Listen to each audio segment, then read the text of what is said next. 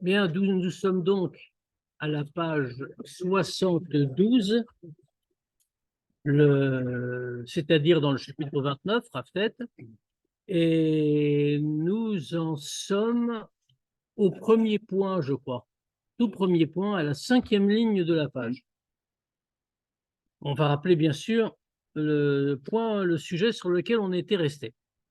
Donc, après que l'Admour Hazaken nous ait dit, c'était tout le sujet des précédents chapitres, jusqu'au Chafret, en réalité, c'était de nous dire que il fallait, c'était de nous dire qu'il fallait chasser à tout prix la tristesse. Que la tristesse est une chose qui empêche le service de Dieu, parce que ça alourdit l'homme, parce que ça l'empêche de prendre des décisions. Et donc, c'est une chose terrible, ce qu'on appelle en hébreu Hatzvut, donc qu'il faut absolument et en tout état de cause chasser. Alors le Hadmour Hazaken avait commencé il y a quelques chapitres, déjà on a vu ça il y a longtemps, mais le Hadmour Hazaken avait commencé à dire bon, mais malgré tout, il y a des raisons de Hatzvut. Pour la tristesse, quand quelqu'un a des soucis matériels ou des soucis spirituels, ça se décline en 2 grandes catégories, soucis matériels ou soucis spirituels. Soucis matériels, ça ne doit jamais être un problème. Pourquoi? Alors, je ne vais pas revenir sur tout ce qu'on a dit, mais globalement, on va se contenter de dire qu'en réalité, il n'y a pas de mal qui descend du ciel, comme c'est écrit. Dieu, c'est le bien absolu. Donc, quand on voit qu'il y a quelque chose qui vient, c'est qu'en réalité, c'est pour le bien. C'est de toute façon pour le bien. Et même si ce n'est pas comme ça directement visible, mais de toutes les manières, il faut avoir confiance, il n'y a pas de problème. Justement, dans ce cas-là, est-ce qu'on peut rechercher une origine à ça? Non, ça sert strictement à rien. Non. Pas dire, ah non, vous êtes trop pas. Ah non, non. Surtout pas. Non, Voilà. surtout pas. Non. En plus, ceux qui commencent à chercher ça pensent en général des bêtises. Voilà. Mais c'est qu'on peut, il y a une manière, parce que là, en fait, l'Admour Hazaken nous dit comment justement, on va dire, comment le prendre, mais d'un autre côté, comment on fait pour pouvoir faire descendre cette bracha, en fait. Quoi, qu'est-ce que ça veut dire? C'est-à-dire que là, on nous dit, bon, quand on a des problèmes de soucis matériels, il n'y a pas de problème, tout ce qui vient du ciel, c'est bien, on le met de côté. Mais il n'y a pas besoin de faire d'efforts. Comment on fait pour faire descendre la bracha matérielle? Mais Dieu est fait, il suffit de bien se comporter, Dieu est fait le reste. Il ne faut pas penser que nous, on va faire descendre, il n'y a pas de tour de magie dans l'histoire. Dieu est bon, c'est le bien absolu, il ne veut pas faire de mal, il ne veut pas donner du mal. Ce qui nous apparaît, nous, comme mal, la bracha est descendue, il faut attendre qu'elle vienne, c'est tout. Maintenant, il y a aussi des soucis spirituels. Les soucis spirituels, c'est quand quelqu'un voit qu'il n'est pas bien, etc., et ça le préoccupe. Alors, soucis spirituels, qu'est-ce que ça veut dire? Soucis spirituels, ça veut dire que c'est quelque chose qu'il faut aussi rejeter en réalité. Parce que qu'est-ce que ça veut dire un souci spirituel? Attention, nous parlons d'un Bainoni. Qu'est-ce que c'est un Bainoni? C'est quelqu'un qui fait tout bien, qui fait penser par l'action, il est parfait. Seulement, dans sa tête, il y a des fois des pensées qui lui viennent. Et quand les pensées lui viennent, des pensées qu'il doit avoir, et donc ça le gêne. Il se dit, mais comment moi je peux arriver à ça? Alors on lui dit pas du tout, rien à voir. Au contraire, peut-être c'est ton sort. Ne te prends pas pour ce que tu n'es pas. Un tzaddik n'a pas de mauvaise pensée. Pourquoi est-ce qu'un tzaddik n'a pas de mauvaise pensée? Parce qu'il a le mal lui répugne, il n'a plus rien en lui, il a enlevé le mal. Un Benoni a toujours du mal en lui, par définition.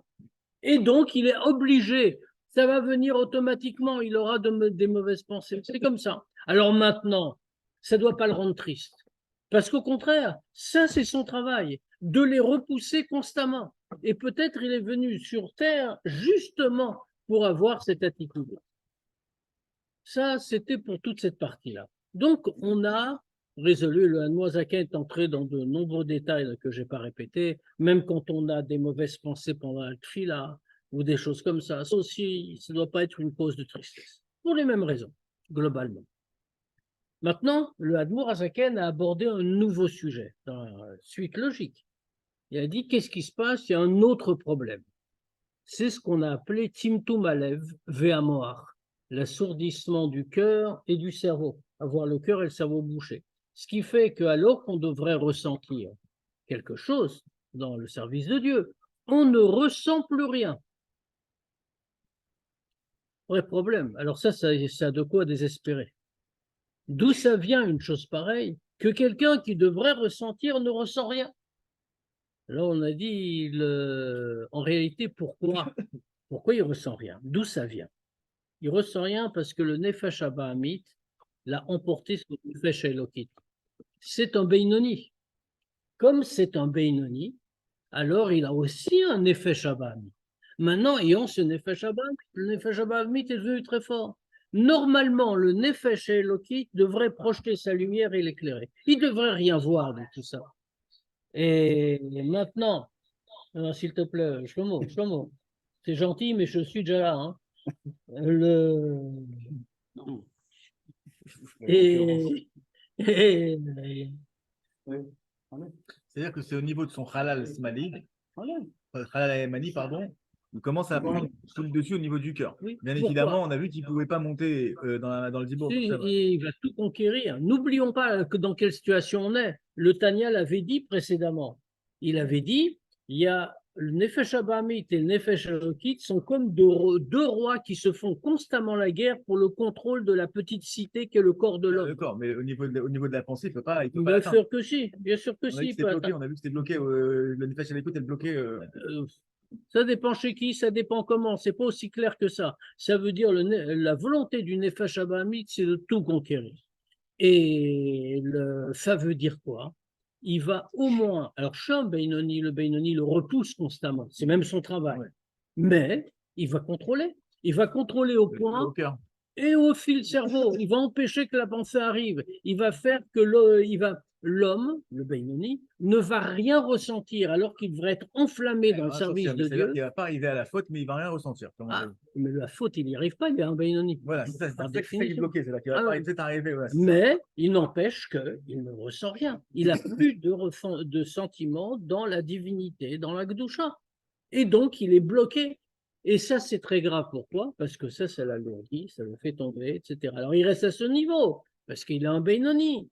Il a complètement dompté le mal. Tout va très bien. Non. Mais il lui manque tout cet aspect tellement important et tellement essentiel. Alors, comment faire? Donc, c'est de ça que nous parle le Admour Azaken. Il nous dit, comment peut-on combattre le Timtum Alev? Comment peut-on combattre l'assourdissement du cœur et du cerveau? Eh bien, alors il nous dit il faut prendre conscience d'une chose. Il faut prendre conscience qu'on est très éloigné de Dieu. Que le Beinoni, même avec tout son degré, qui est très enviable, hein, bien sûr, un degré, comme on dit, on parle de quelqu'un qui est parfait en pensée, parole, action. Mais malgré tout, il doit rabaisser la Sitra Achar, il doit rabaisser le Nefesh Abahamit. Comment va-t-il faire pour rabaisser, pour lui retirer sa force, lui retirer sa puissance, pour qu'il ne bouge plus ses perceptions naturelles? Normalement, il devrait être complètement annulé devant Dieu et avoir la joie et la lumière de Dieu et tous ces ignanimes. Mais il ne l'a pas. Comment ça se fait? Il ne ressent rien. Pourquoi il ne ressent rien? Parce que le Nefesh Abahamit est là. La Sitra Achara lui bouche, lui obscurcit le cerveau et le cœur. Alors, comment va-t-il faire pour l'abaisser? Eh bien, le Admour Azaken nous a expliqué que il doit, comme le dit le Zohar nous dit que quand le feu n'arrive pas à prendre sur une bûche, qu'est-ce qu'on fait? On doit briser la bûche, on doit la casser. Et dans ce cas-là, le feu va prendre. On dit c'est pareil pour Nefesh Abahamit. Il faut Mevat Shinle, on doit le fendre, on doit le briser. Comment on doit le briser? Comment on fait pour briser la Sitra Achara? Pour briser la Sitra Achara qui est devenue tellement forte, eh bien pour briser la Sitra Achara, ce qu'il faut faire, c'est la rabaisser. C'est-à-dire, comme il est écrit, Lev Nishbar, Ruach Nishbar, que quand on a, alors c'est pas le pshat, mais dans le sens profond du pasuk, quand on a le cœur brisé, ça brise le rouar de la Sitra Achara. Ça brise le mauvais côté. Comment fait-on pour avoir le cœur brisé? Sans être triste. Sans être triste. Alors, parce que si on devient triste, on a tout perdu. Donc, comment a-t-on le cœur brisé? En réfléchissant. Comme d'habitude, on est chez Chabad, donc on pense. En réfléchissant qu'on est très loin de Dieu, qu'on est tellement éloigné de Dieu, même quand on est un Benoni qui se comporte et pense et tout parfaitement. Pourquoi? Parce que on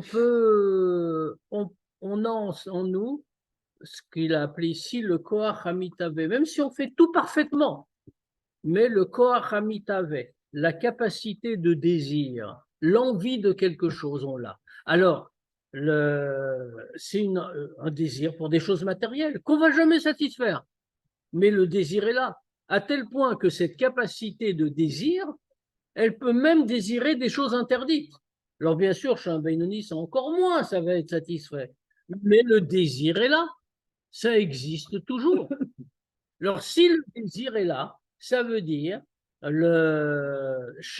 signifie que chez lui, le mal n'est pas répugnant. Parce que même si chez un Benoni, ça ne va jamais se concrétiser, mais la possibilité est là, le potentiel est là, le désir est là. Le désir, pas vraiment, mais au moins la force de l'avoir. Donc, si c'est comme ça veut dire qu'on est très loin de Dieu. Et on va tout de suite le préciser. Donc, on reprend au point, page 72, 5e ligne. Ou basé, et en cela, dans cette caractéristique-là, d'avoir ce koach hamitave, ce désir, qui peut aller jusqu'à désirer des choses interdites, au moins dans la théorie. Ou garua ou meshukatz ou metuav yoter mibale chaim atmim, shkatzim veramasim. Il est encore plus bas, encore plus répugnant que les animaux impurs et les reptiles et la vermine, kénal comme on a dit. Pourquoi c'est tellement grave? Il n'a rien fait de mal, hein, avec tout ça. On parle de quelqu'un qui ne fait jamais aucune avéra, ni en pensée, ni en parole, ni en action. Et on ne dit pas seulement qu'il se comporte mal, qu'il lui manque quelque chose. On dit qu'il est encore plus bas qu'un animal tamé, il est même plus bas qu'un ver de terre. Pourquoi est-ce que c'est si grave que ça? Eh bien, c'est si grave que ça, parce que même un animal tamé, même un ver, comme on a dit, de la vermine ou un reptile, c'est tamé, bien sûr. Et en plus, ils sont dans des choses très basses. Un ver, il se nourrit de choses très basses, etc., etc. Mais malgré tout, quand il agit, il le fait sur l'ordre de Dieu. C'est comme ça que Dieu l'a créé, c'est sa nature. Donc un animal tamé ne s'écarte jamais de la volonté de Dieu. Un ver de terre, il est impur, il est un ver. Mais être un ver, c'est ce que Dieu veut de lui. De remplir son rôle. Quoi. Exactement. Or, l'homme qui n'accomplit pas totalement la volonté de Dieu, y compris en supprimant la ta'ava, le désir qu'il peut avoir pour des choses même permises, mais qui ne sont pas pour Dieu. Autrement dit, exemple classique, j'ai envie de mon gâteau à la crème, comme d'habitude. Cette envie-là, le gâteau à la crème, il est caché, il n'y a aucun problème. Cette envie-là est une envie en dehors de Dieu, en dehors du service de Dieu. C'est-à-dire que c'est quelque chose qui est contre Dieu, d'une certaine façon. C'est sitra achara. L'animal tamé n'a pas cette envie-là. S'il mange des choses très basses, des choses tamées, tout ce qu'on veut, parce que Dieu lui a dit de faire ça. Il n'a pas le choix. Il peut faire autrement. Est-ce qu'il les mange pour Dieu ou il les mange parce qu'il a faim? Qui, l'animal? Oui. L'animal, il ne peut pas faire autrement. Ce que Dieu veut de lui, quand il a faim, il mange ça. Il n'a pas les capacités intellectuelles pour pouvoir Ce méditer. n'est pas les capacités intellectuelles. Il n'a pas les capacités spirituelles. Dieu lui ordonne de faire quelque chose, il le fait. Il n'a pas pris la chofchit. C'est la différence. Pour les autres aussi, c'est-à-dire. Il n'a pas la liberté. Il n'a pas la liberté. L'homme a la liberté, peut toujours choisir. Le ver de terre, lui, n'est pas libre.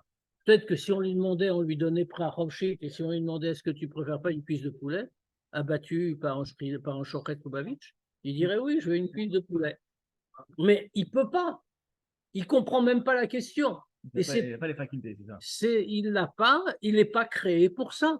C'est-à-dire qu'il n'a pas le choix. L'homme a le choix. Il est capable de savoir ce qu'il fait et il a toujours le choix. Donc, un ver de terre qui fait des choses impures et terribles, quand on regarde comme ça de l'extérieur, en fait, n'accomplit que la volonté de Dieu. Il n'a pas d'autre choix. Un homme qui fait certainement en qualité d'impureté, c'est beaucoup moins. Mais il le fait alors que lui pourrait ne pas le faire. Dans ce cas-là, il est encore pire que l'animal tamé. Moshe Katov, comme c'est écrit, Vanochi tolaat velo ish. Et c'est pas n'importe qui dit ça, c'est David Ameller. David Ameller qui dit, je suis un ver de terre et pas un homme, Vegomer, etc. Alors, il faut bien mesurer. C'est David Ameller. David Ameller qui dit, par ailleurs, on a déjà cité dans le Tanya, Velibi halal bekirvi. Mon cœur est vide au-dedans de moi, comme le Tanya a expliqué au début. Qu'est-ce qu'il veut dire par là, mon cœur est vide en moi? C'est que j'ai tué le Yetzirah, je n'en ai plus. J'ai vidé mon cœur du Yetzirah à force de Ta'anit. Donc, c'est un homme parfait, c'est un tzaddik. Mais, qu'est-ce qu'il dit ici? Je suis un ver de terre et pas un homme. C'est-à-dire. J'ai accompli ce quoi on va c'est pas exactement ça. Il dit, je ne suis pas un homme, parce qu'un homme devrait choisir ses actes. Il devrait faire uniquement les plus grands, les plus beaux et les plus extraordinaires. Je ne suis qu'un ver de terre incapable de résister, etc. etc. Alors, bon, il est très modeste, etc. Ce n'est pas le sujet du degré du roi David. Mais c'est ce qu'on voit, la différence entre Tolat et Ish. Un ver de terre n'a pas le choix, un homme a le choix. Il devrait exercer son choix. Vegam kshemit gaberet. Et d'ailleurs, la suite du passouk est encore plus forte, hein, parce que là-bas, David Ameller continue, il dit Vanori de mémoire, Nori Tolat veloish, Perpat Adam ou Bezouy Am. C'est-à-dire, je suis une abomination pour les hommes et méprisable pour Dieu. Pourquoi? Parce qu'il n'assume pas sa condition humaine. Enfin, il parle de lui, et à plus forte raison de nous, bien sûr. Il n'assume pas sa condition humaine. Un homme est toujours capable de choisir. Un homme peut toujours refuser une action, peut toujours refuser un désir, peut détruire le Koach Hamitave, la capacité de désir qu'il a en lui. Il ne l'a pas fait, il est pire qu'une vermine, qu'un ver de terre. Vegam kshemit gaberet bo. Nafsho elokit, l'horaire aval Hashem beshat atfila. Alors, on pourrait avoir un argument pour défendre le Beinoni. Le Beinoni, c'est-à-dire l'être humain, n'importe lequel d'entre nous, puisqu'on est censé tous être ou devenir des Beinonim. On sait que le Beinoni, petite introduction quand même avant de lire la phrase, on sait qu'on a dit précédemment dans le Tanya que le Beinoni donc n'arrive jamais à repousser le Nefesh Abahamit, c'est son sort. Il doit toujours lutter constamment, il n'élimine jamais totalement et définitivement le mal, sauf pendant la tfila. La tfila du Beinoni est une vraie tfila, c'est-à-dire que pendant la tfila, il y a une flamme qui naît dans son cœur, qui embrase son cœur et qui repousse complètement le Nefesh Abahamit. Donc pendant ce moment-là, il n'en a pas. Petit moment, mais c'est quand même quelque chose. Alors, on a une question dans ce qu'on vient de dire, parce que la Noazaken a dit ça pour tout le monde, pour tous les Beinonim. On doit se dire constamment, ah voilà, pour repousser la citracha, on doit avoir le cœur brisé. Et quand on a le cœur brisé, en prenant conscience à quel point on est loin de Dieu, à quel point on est bas, etc., on doit se le dire comme ça. On est pire qu'un ver de terre, et de manière très sincère. Ah, maintenant, on va dire, mais attends, je suis un Beinoni. D'accord, toute la journée, je suis comme un ver de terre. Mais je peux me consoler, parce que malgré tout, quand je prie, c'est pas pareil. Quand je prie, je suis différent.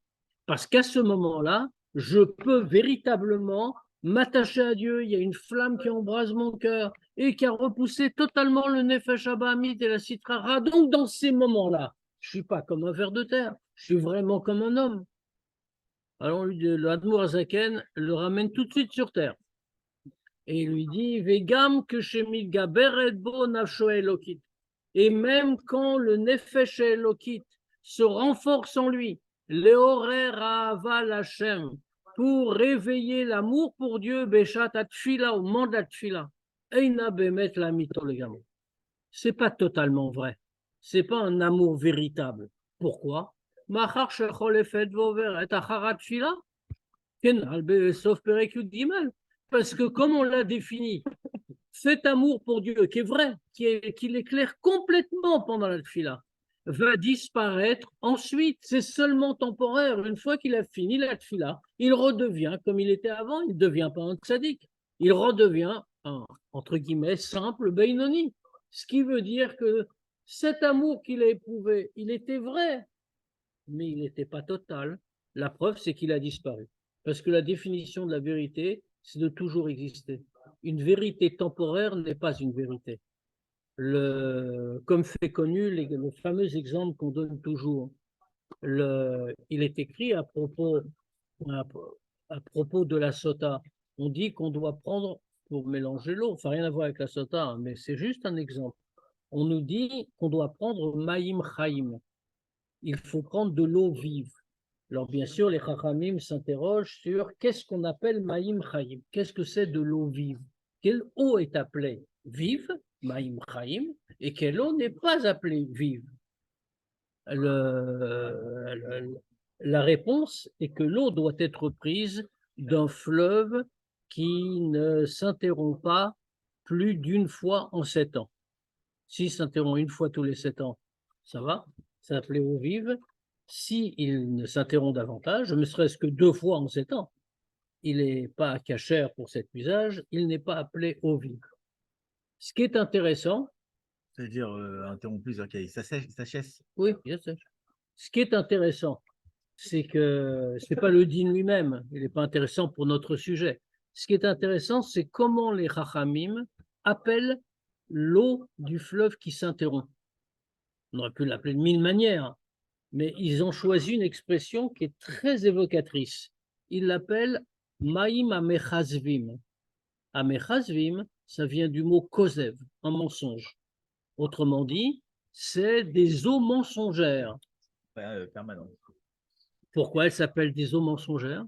Exactement, parce qu'elles ne sont pas permanentes. C'est-à-dire que la vérité est quelque chose de permanent. Si c'est une vérité qui change, il n'y a pas une vérité à un moment, une autre vérité dans l'autre. Il y a une seule vérité. Ici, c'est pareil, puisqu'il a eu l'amour de Dieu pendant la tfila, même s'il a eu véritablement. Mais une fois qu'il a fini sa tfila, la vérité s'en va, l'amour s'en va, c'est-à-dire que ce n'était pas un amour véritable, ce n'est pas émettre la mytho, c'était émettre d'une certaine façon, bien sûr, mais pas la mytho. Ce n'était pas la vérité des vérités, c'était une simple vérité qui supporte autre chose.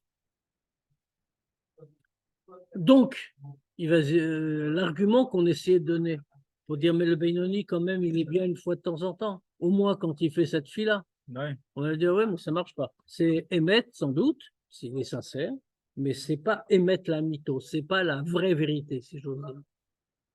Maintenant, une fois qu'on a dit tout ça, donc on a déjà motif à se reprocher à soi-même et à se rabaisser. Alors, je rappelle, hein, on l'avait dit, mais je ne vais pas répéter, pourquoi est-ce qu'on lui dit de se rabaisser? En quoi ça va changer quelque chose dans la Sitra Hara?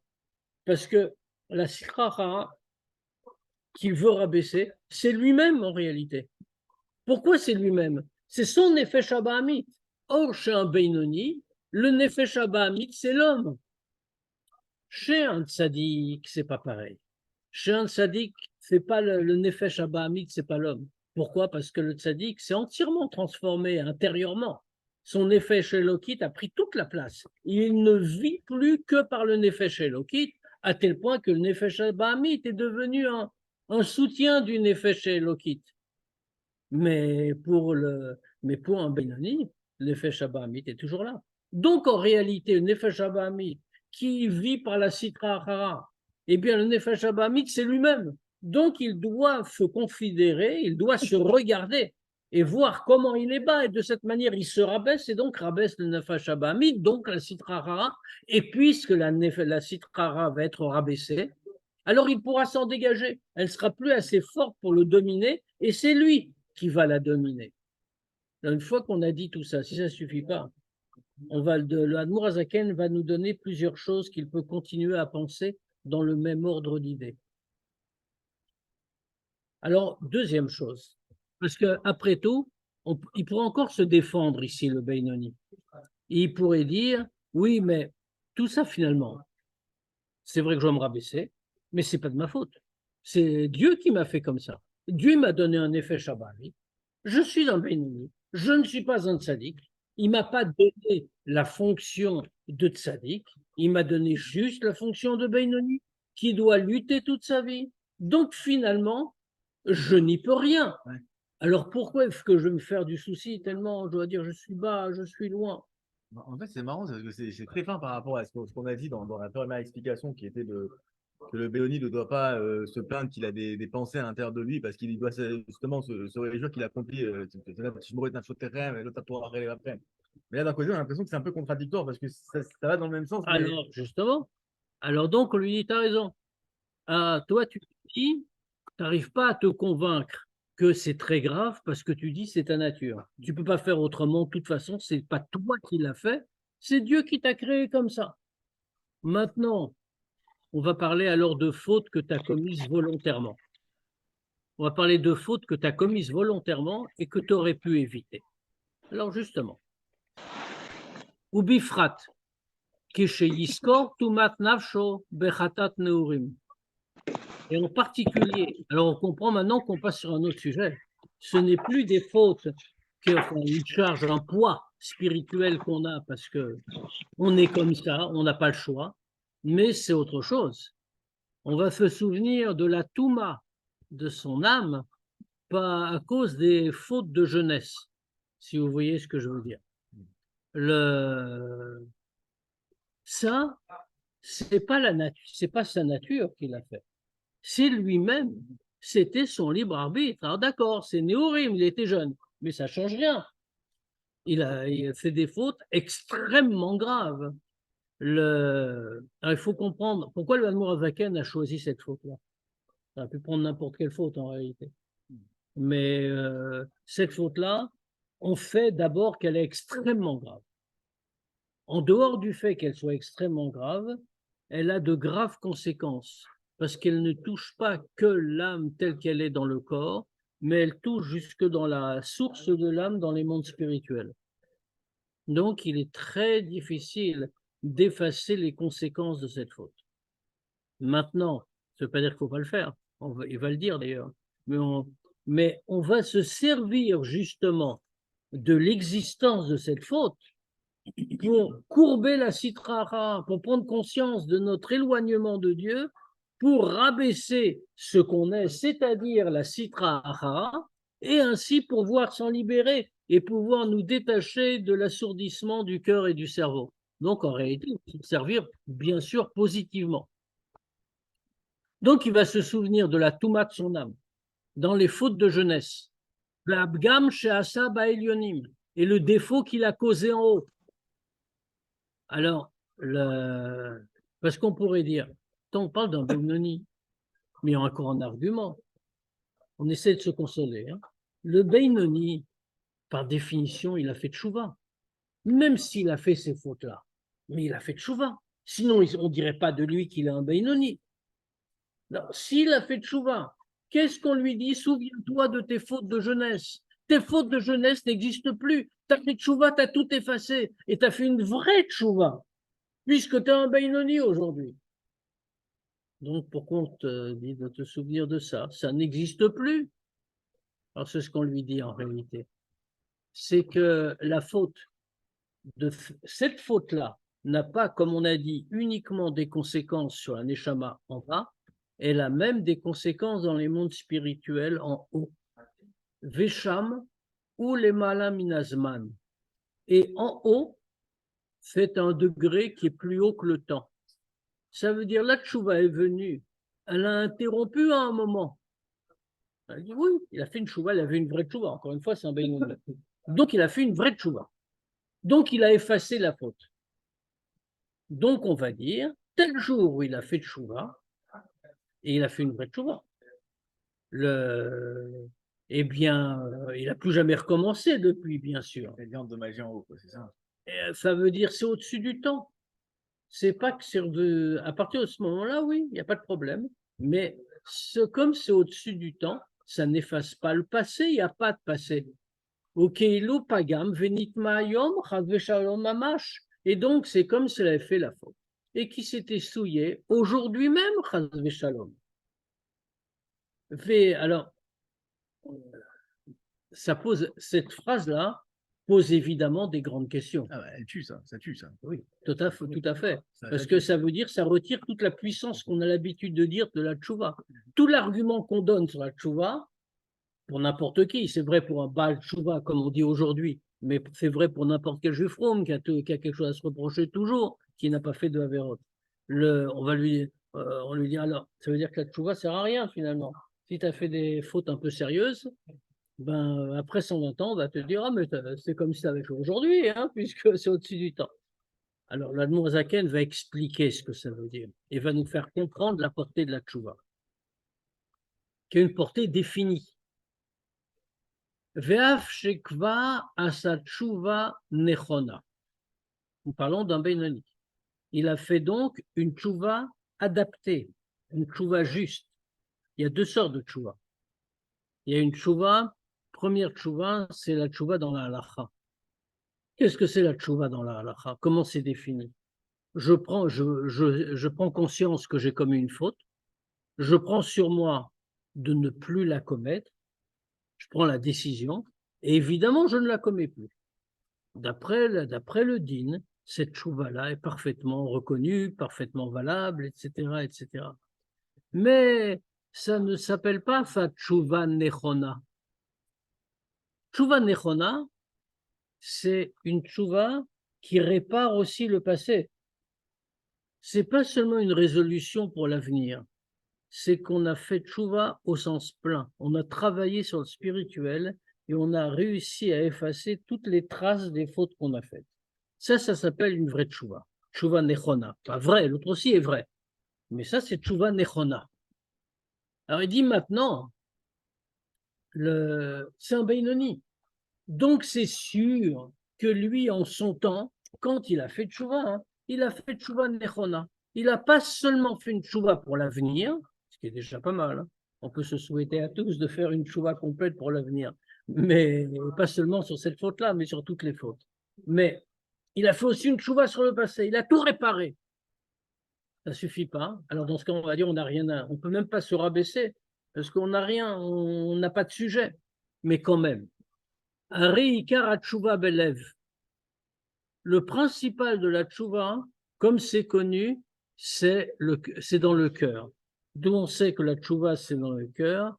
Les Chachamim nous le disent. Eizu avoda shebalev zu tchouva. Qu'est-ce que c'est que le travail du cœur? C'est la tchouva. Et aussi ça, tfila. Ça veut dire que le service du cœur, c'est pas la tchouva. La tchouva, c'est dans le cœur. Mais le cœur, c'est pas ça.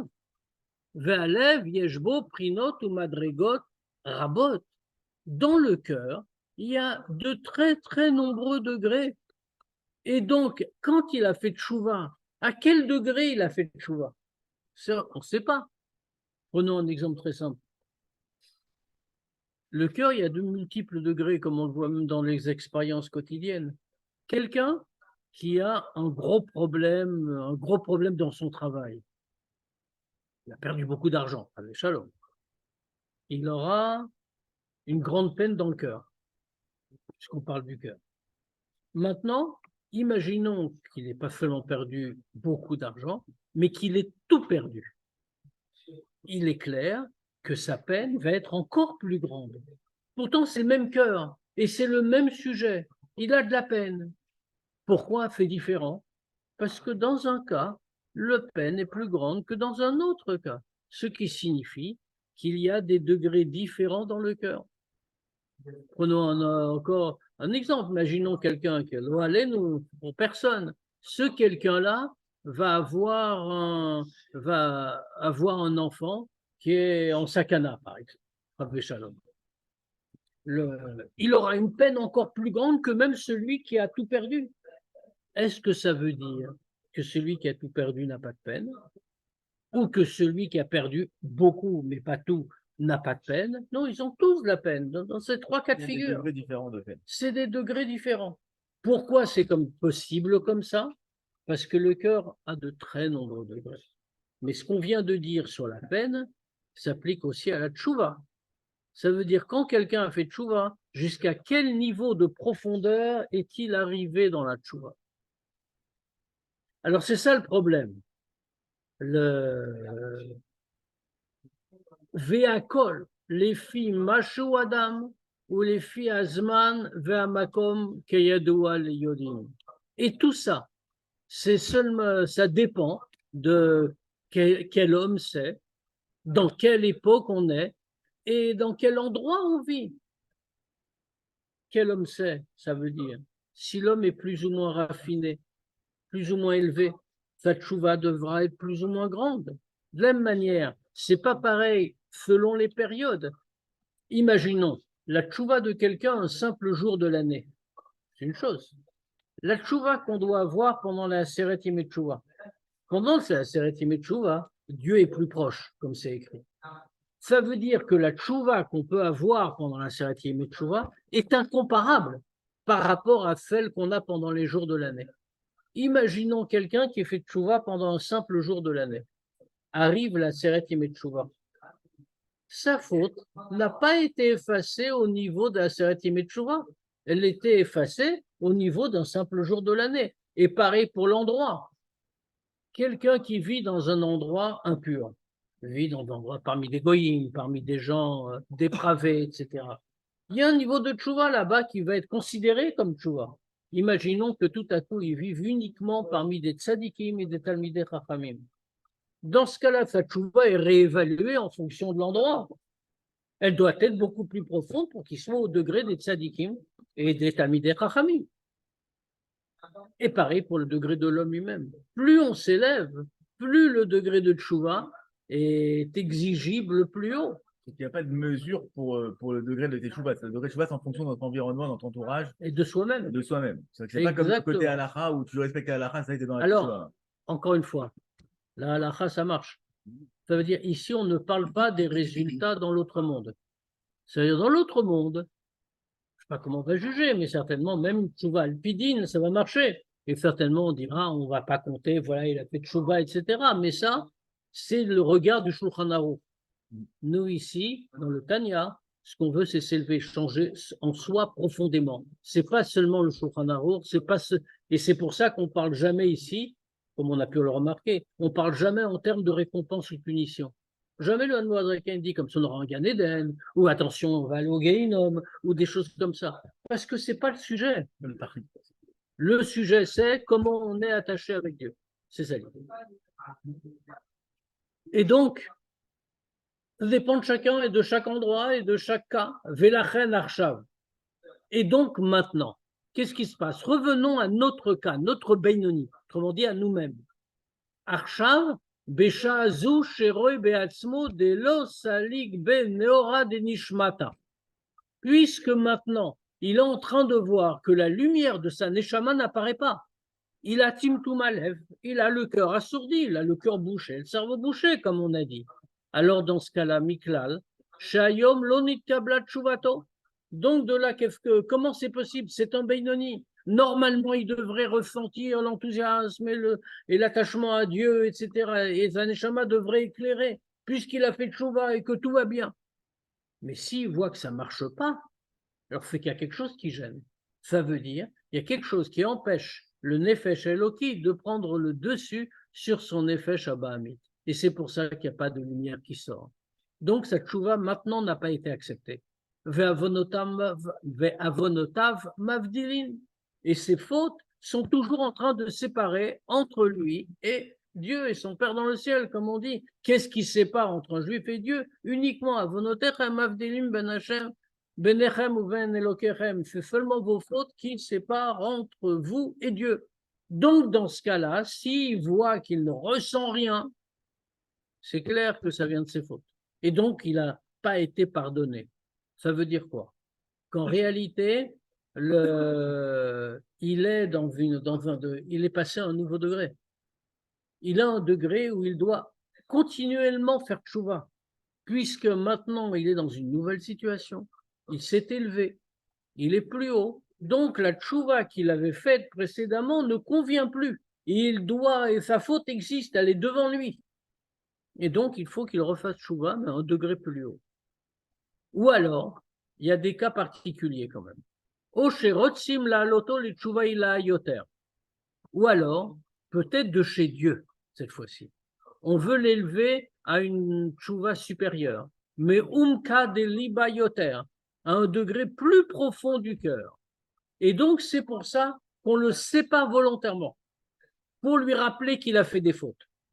Parce que si on ne l'avait pas séparé, il aurait dit tout va bien, je ressens tout, donc toute ma faute est effacée. Or, sa faute n'est pas totalement effacée, elle est effacée au niveau où il est maintenant. Mais s'il va à un niveau supérieur, elle n'est pas effacée. Donc, parfois, de chez Dieu, on a pitié de lui.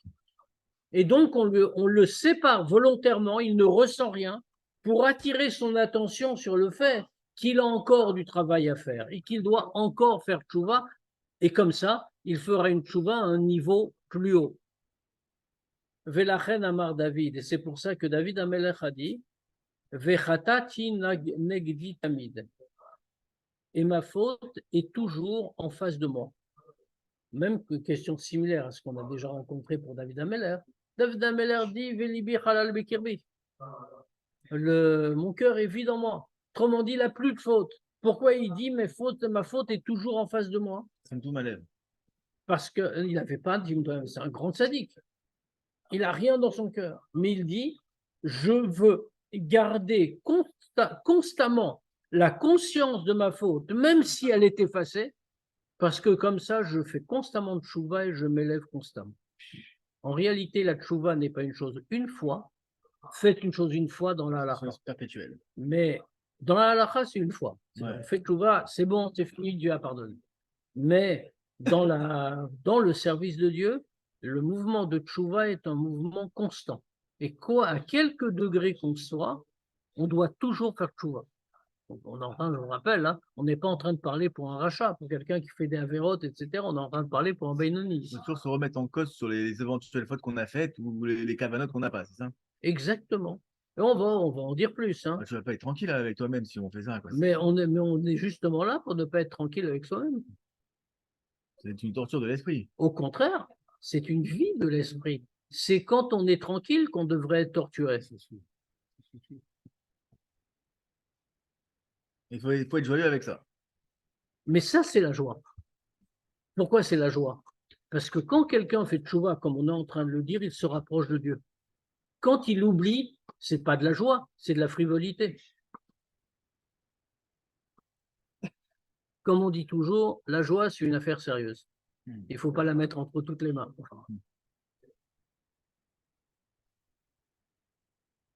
Vegam. Le Mishéoun, maintenant. Parlons d'autre chose. Allons plus loin dans le raisonnement. Il y a des gens, pas beaucoup, mais il y en a, qui n'ont pas eu de Chataot Neurim, qui n'ont pas eu de faute de jeunesse. Alors, c'est rare. Hein. Les Chachamim nous disent, on l'a cité d'ailleurs au début du Tanya, Ra Kadosh Borou Batzadikim Shamueltin, Amad Veshitlan Bechol Lovador. Dieu a vu chez les Tzadikim qu'ils étaient peu nombreux, il en a mis un petit peu dans chaque génération. Ça veut dire que celui qui a évité les fautes de Khatat Neurim, les fautes de jeunesse, c'est un peu exceptionnel. Alors peut-être dans les générations précédentes où un homme se mariait très jeune, les hommes se mariaient à 15 ans, je veux dire peut-être que... Même après, il y a des pollutions la nuit, tout ça, donc je pense que personne n'y échappe. Quoi. En général, non, mais il y en a dont on dit qu'ils y ont échappé. Il n'y a que Yaakov qui Dieu d'Anassi aussi, il y en avait. Bon, on fait pas vraiment, on n'a pas un rapport sur chacun, hein. Chacun se connaît, mais je veux dire, maintenant, le Admor Zaken dit, maintenant il y en a quand même, il existe des hommes. On disait, je ne sais pas si c'est vrai, mais j'ai entendu dire comme ça que Baba Saleh disait qu'il n'avait jamais eu. Ce qui est possible, ce qui est très possible. Lui, en revanche, lui par exemple, appartient à cette génération, je crois que c'est marié à 14 ans, un truc comme ça. Ça aide. Ça aide. Je me il ne voyait même pas les filles qui venaient le voir, ils mettaient un ruban. Bon, il ne vivait pas à Paris non plus. Ah oui. À l'époque, à 14 ans, il n'était pas un étivote non plus, il était au fin fond du Maroc. Bon, c'est plein de paramètres. Non, ça ne retire rien à son mérite. Hein, si c'est vraiment comme ça qu'on dit. Enfin, je ne l'ai pas entendu de lui. Quelqu'un m'a répété qu'il aurait dit ça. Je ne sais pas ce que c'est vrai, c'est pas vrai, j'en sais rien, mais c'est très possible. Alors maintenant, quelqu'un qui est dans ce cas-là, puisqu'on vient de dire que même c'est quelqu'un de très bien, qui a tout fait. Souviens-toi, on te dit, regarde, tu as un Khataot Neurim. Alors que toi, tu aurais pu penser, j'ai fait Tchouva. Regarde, c'est toujours. La Tchouva, c'est constant. Alors maintenant, il y a peut-être quelqu'un qui n'a pas eu Khataot Neurim. Il n'a pas fait cette faute-là. Donc, même celui-là qui n'a pas fait de faute de jeunesse, à Hamourim, qui sont tellement graves, Yassim el Libo, les Kayem, Mamar, Zohar, Akadosh, Liliot, de Memare, des Rouchbana. Il faut demander une explication, mais je pense que ce sera pour la semaine prochaine. Même celui-là, il va mettre dans son cœur d'accomplir ce que dit le Zohar Akadosh. Qu'est-ce que nous dit le Zohar? Il doit être un expert comptable. L'amertume de l'âme, c'est ça? Pardon? L'amertume de l'âme. Pas du tout. Maharé des Rouchbana, c'était la bonne traduction. Le maître des comptes, un expert comptable. Le maître des comptes. Voilà. Alors, il faut relever l'expression employée par le Zohar. Ce n'est pas une expression itania, c'est l'expression du Zohar. Maré des Rouchbana. Le maître des comptes. Maître des comptes. Mais on aurait pu le dire autrement. Pourquoi préciser maré? Maré, c'est comme Baal. En hébreu, c'est le mot Baal. Comme on dit Balabaï, ça veut dire c'est le patron. Il fait des comptes. C'est intéressant que le Zohar ait choisi ce cas-là, cette expression-là. Pourquoi? Parce qu'il y a plusieurs manières de faire les comptes. Un patron, quand il fait les comptes, même il ne les fait pas comme un employé. C'est comme ça que les commentateurs expliquent. Un employé, même s'il est très sérieux, bah, il n'y met pas autant, c'est pas son affaire à lui, ça ne le concerne pas. Il est payé pour, il fait bien son travail, il fait les comptes sérieusement, mais ce n'est pas son affaire. Les comptes dont on va parler là, qui sont évidemment des comptes spirituels, hein, les comptes dont on va parler là, ça doit être notre affaire. C'est pas qu'on regarde de l'extérieur. Et qu'est-ce que ça veut dire notre affaire? Ça veut dire qu'on va regarder chaque détail et qu'on va pas seulement regarder chaque détail pour faire le compte, mais qu'on va examiner toutes les conséquences. Ce que l'employé ne fera pas. Mais pourquoi on va le faire? Parce que c'est notre affaire, c'est nous, c'est notre bien. Donc on doit être maré des Rouchbana. Dehaïnou, on va tout de suite définir et on arrêtera là. Vehaïnou, c'est-à-dire la faute rejbon imnafsho, qu'on doit faire en compte avec son âme. Mikol amarchavot, vadiburim, ve'amaasim, de toutes les pensées, les paroles et les actions. Shechalfu ve'avru miyom meyoto adayom azeh, qui sont passées et qui ont passé depuis le jour où il est né jusqu'à ce jour-ci.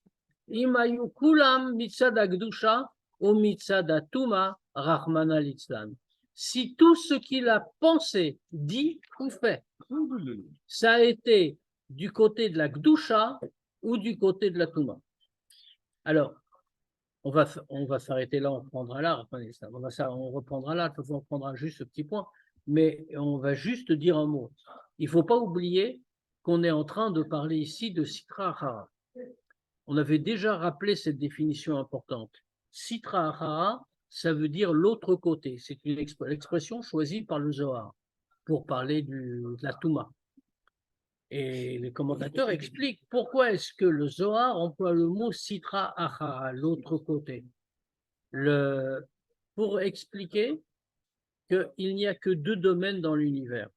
Il y a Sitra Dikdusha et il y a Sitra Achara. Ça veut dire quoi? Tout ce qui n'est pas Sitra Dikdusha, tout ce qui n'est pas côté de la Gdusha est autre côté, c'est-à-dire la Touma.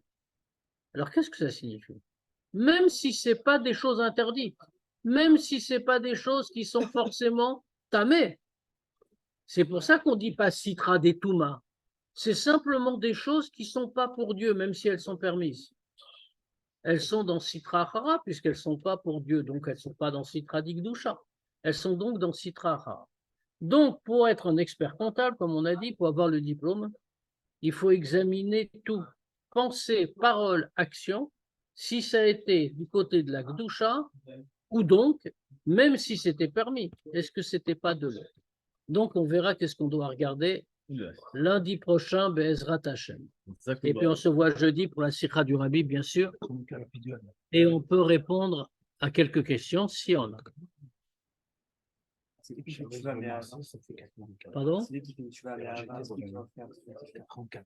Bien sûr, bien sûr. Oui, de toute façon, le degré de Tchouva Me'ava, c'est un degré qui est tellement haut qu'il faut de toute façon passer par là. Avant d'arriver. On ne peut pas faire directement Tchouva Me'ava. Il faut passer d'abord par fait Tchouva, parce que tous ces degrés de Tchouva vont de parvenir. Bien, s'il n'y a pas de questions, alors on se dit. Moi, j'ai une petite question. Tout à l'heure, tu as parlé des animaux, tu as dit qu'ils ne peuvent pas faire autrement que de faire la volonté de Dieu. Oui. Ben, il y a eu des exemples dans la Teva de Noach où les animaux, ils ont été contre Dieu. Bon, on était dans la Teva de Noach, c'est une époque particulière, mais dans la nature en général, ça n'existe pas. L'animal fait ce que Dieu lui dit, c'est tout. Comme on a vu, hein, comme on donne toujours l'exemple très classique, quand un tigre tue un autre animal, il n'y a personne qui a l'idée de l'emmener au tribunal pour assassinat. Et pourtant, on devrait. L'animal n'a rien fait. Pourtant, Il a dans la peut-être Gemara, pas fait. il y a des Mais- exemples d'animaux qui ont été condamnés et tués. Non, Quand ils ont cornes, tout ça. les En bœufs, les Égypte. bœufs, ça fait les bœufs en corner. Et c'est pour Ouais. des questions de danger. Le shor nagar, c'est pour des questions de danger. Ça n'a rien à voir. Mais Ah. de manière générale, un animal fait obéir à sa nature et rien d'autre. Ok.